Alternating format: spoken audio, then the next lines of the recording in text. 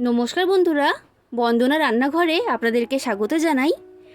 আজ আমি আপনাদের সাথে 1 কাপ ময়দা আর একটা আলু দিয়ে পুরো পরিবারের জন্য বানিয়ে ফেলতে পারবেন এমনই একটা সকাল বিকালের জলখাবার বা টিফিন রেসিপি শেয়ার করছি। এটা খুবই সহজ আর ঝটপট আপনারা বানিয়ে ফেলতে পারবেন। রুটি পরোটা এইসব না বানিয়ে একবার এটা বানিয়ে খেয়ে দেখুন। গরম গরম পরিবেশন করবেন, বাড়ির ছোট থেকে বড় প্রত্যেকেই এটা খেতে খুবই পছন্দ করবে। তাই বন্ধুরা, আর দেরি না করে আজকে রেসিপিটা শুরু করা যাক। আর আপনারা যদি আমার চ্যানেলে নতুন এসে থাকেন তাহলে চ্যানেলটা সাবস্ক্রাইব করার জন্য অনুরোধ রইল। এই রেসিপিটা তৈরি করার জন্য আমি গ্যাসের মধ্যে একটা কড়া গরম হতে বসিয়ে দিয়েছি। এবার কড়ার মধ্যে আমি দিয়ে দিলাম 2 চামচ সাদা তেল। তেলটা এখানে খুব বেশি দেবেন না, অল্প করেই দিতে হবে। তেলটা ভালো মতো গরম হয়ে গেছে। এবার এই তেলের মধ্যে আমি দিয়ে দিচ্ছি বাদাম। আমি এইখানে কাঁচা বাদাম নিয়েছি, তো সেই কারণে বাদামটাকে আমি ভেজে নিচ্ছি। আপনারা এখানে ভাজা বাদামও ব্যবহার করতে পারবেন। আর বন্ধুরা, বাদাম দেওয়াটা অপশনাল। আপনারা যদি বাদাম দিতে পছন্দ না করেন তখন বাদাম ছাড়াই এটা তৈরি করে নেবেন। তো দেখুন বন্ধুরা, বাদামটা আমার ভাজা হয়ে গেছে। এবার তেলের মধ্যে থেকে আমি বাদামটাকে তুলে নিলাম। এইবার এই তেলের মধ্যে আমি দিয়ে দিচ্ছি ছোটো চামচের হাফ চামচের মতো 5 ফোড়ন।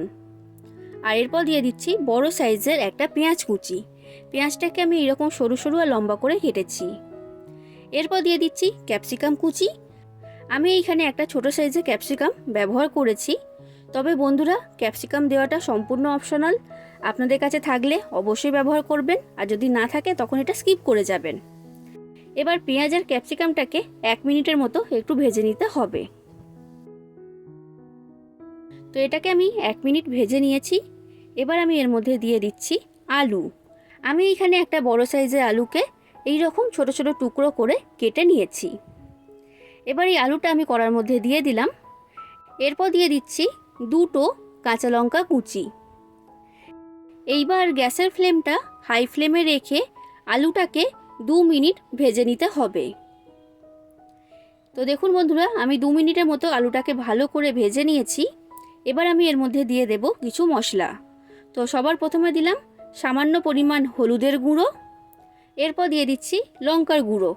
আপনারা যতটা ঝাল খেতে পছন্দ করেন সেই অনুযায়ী দিয়ে দেবেন। এরপর দিচ্ছি সামান্য পরিমাণ জিরে গুঁড়ো, সামান্য পরিমাণ ধনে গুঁড়ো।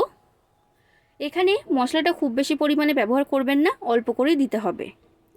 এরপর দিয়ে দিচ্ছি লবণ স্বাদ অনুযায়ী। আর এরপর দিলাম সামান্য পরিমাণ চিনি। এবার মশলাগুলোকে দিয়ে ভালো করে আমি আলুর সাথে মিশিয়ে নিচ্ছি। গ্যাসের ফ্লেমটা মিডিয়াম ফ্লেমে রেখেই এই সব কিছুকে আমি মিশিয়ে নিচ্ছি।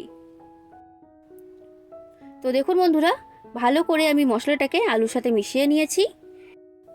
এবার আলুটা সেদ্ধ করার জন্য আমি এইখানে দিয়ে দিচ্ছি 1 কাপ জল। বন্ধুরা, জলটা খুব বেশি পরিমাণে দিলে কিন্তু এখানে হবে না। জল দেওয়ার পর সব কিছুকে আমি ভালো করে মিশিয়ে নিলাম। এইবার গ্যাসের ফ্লেমটা লো ফ্লেমে রেখে আমি কড়াটা ঢাকা দিয়ে দিচ্ছি 8 থেকে 10 মিনিটের জন্য। এই সময়ের মধ্যেই আলুগুলো খুব ভালো মতো সেদ্ধ হয়ে যাবে। আলুর তরকারিটা যতক্ষণে তৈরি হচ্ছে এই সময়ের মধ্যে আমি এখানে ময়দাটা মেখে নেব। আমি এখানে একটা পাত্রের মধ্যে নিয়ে নিয়েছি 1 কাপ ময়দা। ময়দাটার ওজনে মাপ হবে 300 গ্রাম। এবার ময়দার মধ্যে দিয়ে দিচ্ছি স্বাদ অনুযায়ী লবণ। এরপর দিলাম হাফ চামচের মতো চিনি। চিনিটা খুব বেশি দেবেন না, অল্প করেই দিতে হবে। এরপর আমি দিয়ে দিচ্ছি সাদা তেল বা রিফাইন্ড অয়েল। আমি এখানে 3 চামচ সাদা তেল দিয়েছি। এবার এই সব কিছুকে আমি ময়দার সাথে ভালো করে মিশিয়ে নিচ্ছি।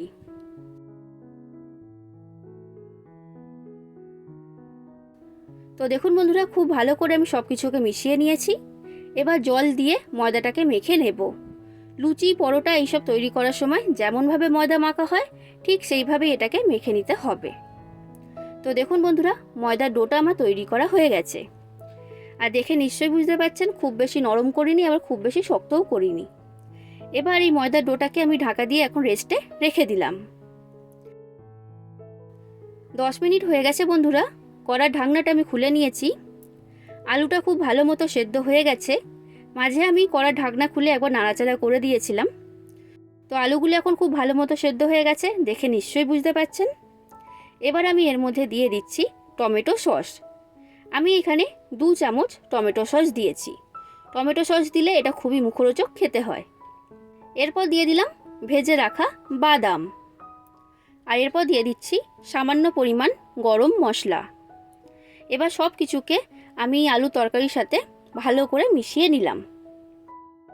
তৈরি হয়ে গেল আলুর পুর। এবার এই আলুর পুরটাকে একটা পাত্রের মধ্যে আমি তুলে রেখে দেব ঠান্ডা হবার জন্য।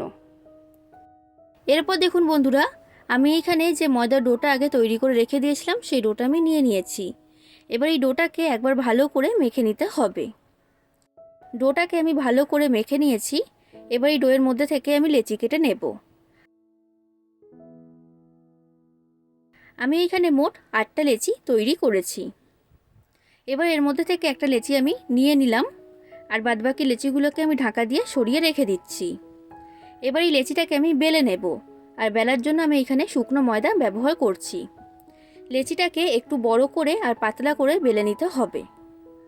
তো দেখুন বন্ধুরা, এটা আমার বেলা হয়ে গেছে। আর দেখে নিশ্চয়ই বুঝতে পারছেন এটা কতটা পাতলা করে আমি বেলেছি। খুব বেশি পাতলা নয়, আবার খুব বেশি মোটা নয়, এই রকম করেই বেলে নিতে হবে। এবার যে আলুর পুরটা আমি আগে তৈরি করে রেখেছিলাম সেটা এখন সম্পূর্ণ ঠান্ডা হয়ে গেছে। এবার পরিমাণ মতো আলুর পুর আমি এর মধ্যে দিয়ে দিচ্ছি, আর আলুর পুরটাকে এইভাবে সমান করে মাঝখানে চাড়িয়ে দিতে হবে। এবার আমি এই বেলে রাখা রুটির চারিদিকে লাগিয়ে দিচ্ছি জল। জলটা খুব ভালো করে লাগাবেন, না হলে কিন্তু ভাজার সময় এগুলো খুলে যাবে। এবার আমি জল লাগিয়ে দিয়েছি। এবার এটাকে আমি মুড়ে ভাঁজ করে নিচ্ছি। তো দেখুন বন্ধুরা, মোগলাই পরোটা যেভাবে ভাঁজ করা হয় ঠিক সেই রকমভাবেই এটাকে আমি ভাঁজ করে নিয়েছি। এটা আমার তৈরি করা হয়ে গেছে। ঠিক একই রকমভাবে আমি আপনাদেরকে আরও একটা তৈরি করে দেখাচ্ছি। বন্ধুরা, এই রেসিপিটার আমি নাম দিয়েছি আলু পকেট। এইগুলো খুবই মুখরোচক খেতে হয়। বন্ধুরা, আপনাদের কাছে রিকোয়েস্ট রইল আপনারা বাড়িতে অবশ্যই একবার এই আলু পকেট তৈরি করবেন। আর রেসিপিটা যদি আপনাদের ভালো লাগে তাহলে অবশ্যই লাইক করে দেবেন, যতটা সম্ভব ততটা শেয়ার করে দেবেন, আর কমেন্ট করে জানাবেন কেমন লেগেছে আপনাদের এই রেসিপিটা। আর আমার চ্যানেলটা যদি এখনও পর্যন্ত সাবস্ক্রাইব না করে থাকেন তাহলে অবশ্যই চ্যানেলটাকে সাবস্ক্রাইব করে দেবেন। দেখুন বন্ধুরা, এই আলু পকেটটা আমার তৈরি করা হয়ে গেছে। এবার এইগুলোকে আমি ভেজে নেব। তার জন্য গ্যাসের মধ্যে একটা ফ্রাই প্যান গরম হতে বসিয়ে দিয়েছিলাম। এবার ফ্রাই প্যানের মধ্যে এই আলু পকেটগুলোকে আমি দিয়ে দিচ্ছি। ফ্রাই প্যানের মধ্যে যে কটা ধরবে সেই কটা দিয়ে দেবেন। এবার গ্যাসের ফ্লেমটা লো থেকে মিডিয়াম ফ্লেমে রেখে দুটো সাইড প্রথমে খুব ভালো করে সেঁকে নিতে হবে। প্রথমেই কিন্তু তেল দেবেন না, প্রথমে দুটো দিক ভালো করে সেঁকে নিতে হবে, তারপর এইখানে তেলটা দিতে হবে। আর এই আলু পকেটগুলো ভাজতে খুব বেশি তেলের প্রয়োজন হয় না, কম তেলেই আপনারা বানিয়ে ফেলতে পারবেন। তো দেখুন বন্ধুরা, দুটো সাইড আমি খুব ভালোভাবে সেঁকে নিয়েছি। এবার আমি এর মধ্যে দিয়ে দিচ্ছি সাদা তেল। এবার তেল দিয়ে এগুলোকে উল্টে পাল্টে দুটো সাইড ভালো করে ভেজে নিতে হবে। লো থেকে মিডিয়াম ফ্লেমে রেখে এটাকে ভাজতে হবে, এটা কিন্তু আপনারা মনে রাখবেন। তো দেখুন বন্ধুরা, আলু পকেটগুলো আমার ভাজা হয়ে গেছে, আর এগুলো খুবই মুচমুচে তৈরি হয়েছে, দেখে নিশ্চয়ই বুঝতে পারছেন। এবার এগুলোকে আমি ফ্রাই প্যানের মধ্যে থেকে তুলে নিলাম। আর ঠিক একই রকমভাবে আমি বাদ বাকি সব আলু পকেটগুলোকে ভেজে নেব। আপনারা চাইলে এইগুলোকে ডিপ ফ্রাই করতে পারেন, সেটা আপনাদের ইচ্ছা অনুযায়ী। তাহলে বন্ধুরা, আপনারাও বাড়িতে এইভাবে ময়দা আর আলু দিয়ে আলু পকেট তৈরি করুন। আশা করছি আপনাদের সকলের রেসিপিটা খুবই ভালো লেগেছে। আজ আসি বন্ধুরা, আবার দেখা হবে অন্য কোনো দিন অন্য কোনো রেসিপির সাথে। ধন্যবাদ।